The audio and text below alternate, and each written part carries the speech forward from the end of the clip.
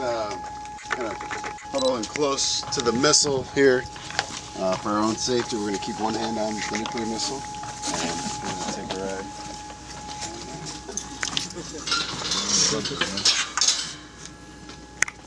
All right, just wait till we come to they come up for a second.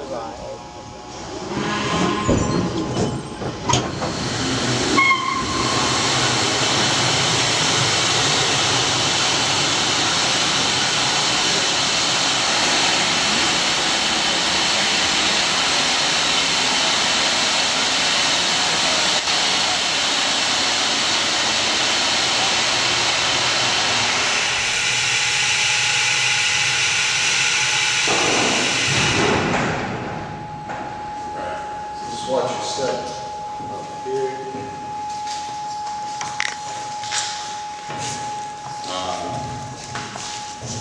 This is where they stored the missiles. You'll notice there's 6 down here. We have 4 launch pads, so we have 2 relays. But I always wonder, how many of these missiles can you really launch before everything ceases to exist in the midst of a nuclear war? But we got 6 here, we got 6 over there, and then we got 6 of these whole complexes in the Bay Area. These missiles themselves are moved by the crewmen manually, just push along this magnet here. So it's about 10,700 pounds here. Perfectly counterbalanced, so we can just move it along this rail. Yeah, so 2 men push it on, bring it up, push it over the launch pad, 2 more men coming down. So from command to launch, these men practicing this every day, this is their job. Got it down to about 15 minutes.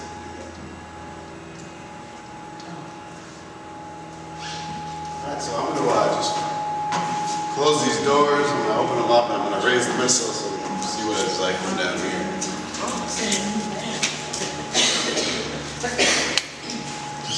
When this does get to the top, it makes this loud clanking noise. I don't seem to mind it, but just be prepared.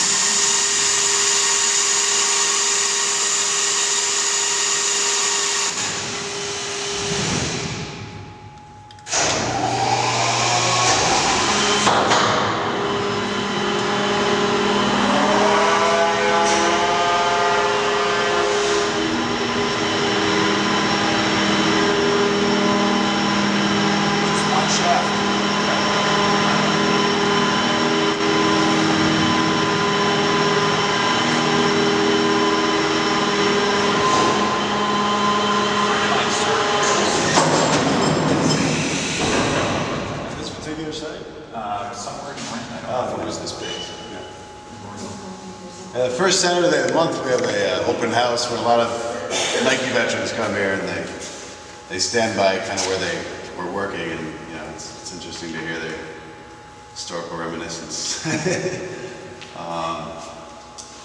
This site was restored in the early 90s by a pretty big team of dedicated volunteers. So when they got down here, they had water up to this black line, so you can see just how much work has been done. It's led by a Lieutenant Colonel in the U.S. Army, retired Bud Halsey, and he had the connections to get in touch with the right congressman, so they could get their hands on these shells of these missiles here and all this equipment. So I mean, if that hadn't happened, all these Nike sites this one would be like all the rest, just kind of growing in the weeds. And it's a pretty big part of Cold War history that kind of goes by without being even noticed. 230 young men, spent 4 years, the better part of their lives, operating just one of these sites, and then you have 280 in the country, all over the world: Germany, Turkey, Taiwan. So, it's a good thing that we have the opportunity to experience this excited. Something as simple as those noises. Those are noises of the early Cold War. You know, it's really cool. Do you guys have any questions about it? Okay.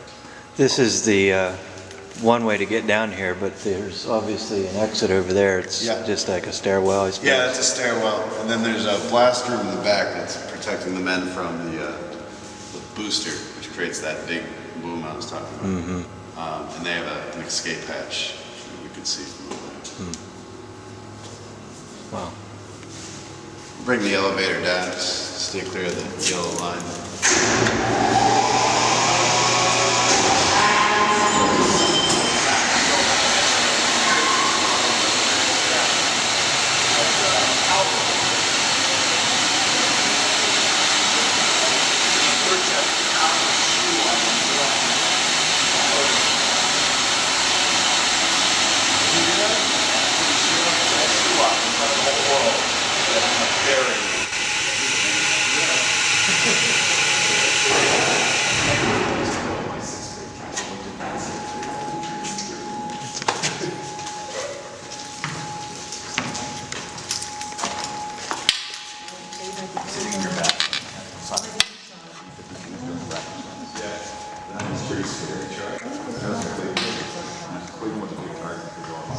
Yeah.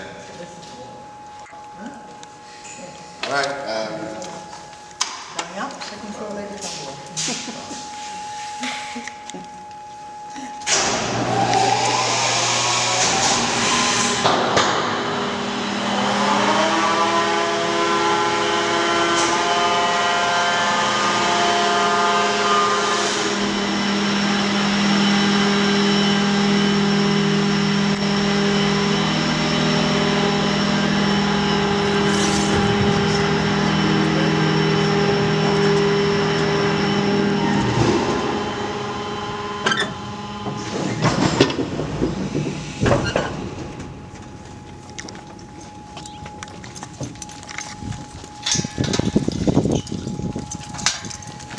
Thank you, everybody. Thank you very much. Thank you.